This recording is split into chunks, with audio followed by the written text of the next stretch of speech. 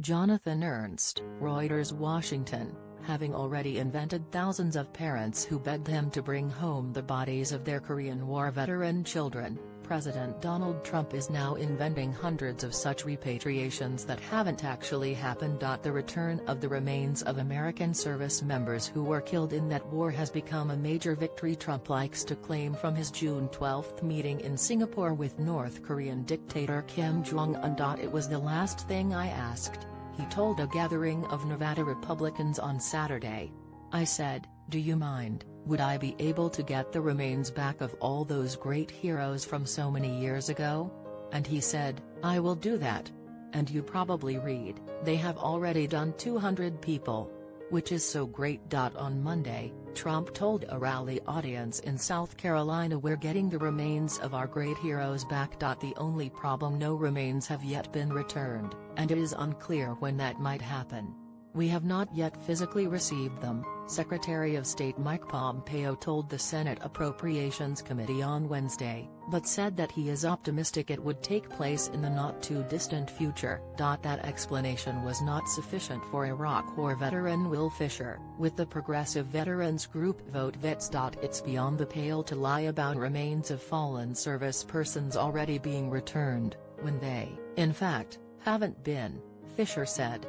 Remains like these aren't some prize, where you can make up some big fish stories. These are troops who died in war, and whose families have had no closure. He disrespected Gold Star families during the campaign, and he's doing it now. It's beyond the pale to lie about remains of fallen service persons already being returned, when they, in fact, haven't been.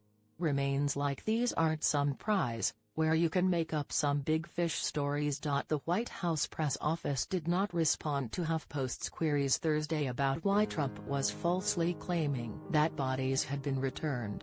They also did not provide the name of a single parent of a Korean War service member who had lobbied Trump. Such parents, if they exist, would be of extremely advanced age. Fighting in Korea ended in 1953. A parent with a child killed there likely would have been at least 35 years old then, and at least 100 years old today. Trump nevertheless claimed in a June 13 Fox News interview that thousands of such parents had asked him on the 2016 campaign trail for his help getting their children's bodies home should he win the presidency. According to the U.S. Census, there were only 53,364 centenarians alive in the entire country in 2010.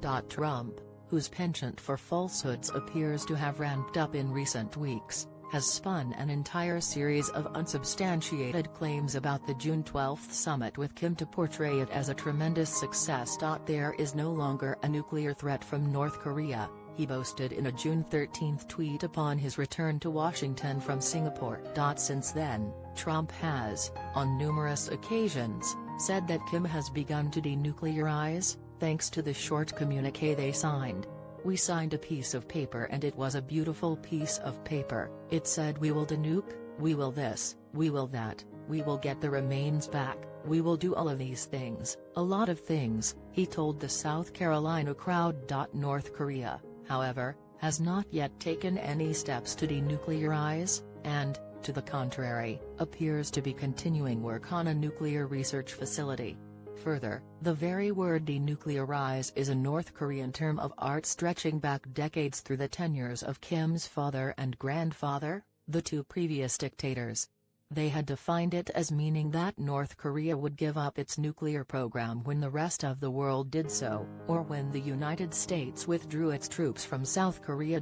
Trump also boasts that he was able to secure the release of 3 American hostages held by Kim's totalitarian regime, but fails to point out that it was Kim's regime that took them hostage in the first place. He's in his own private universe on this one, said Joshua Pollack, a senior research associate at the James Martin Center for Non-Proliferation Studies.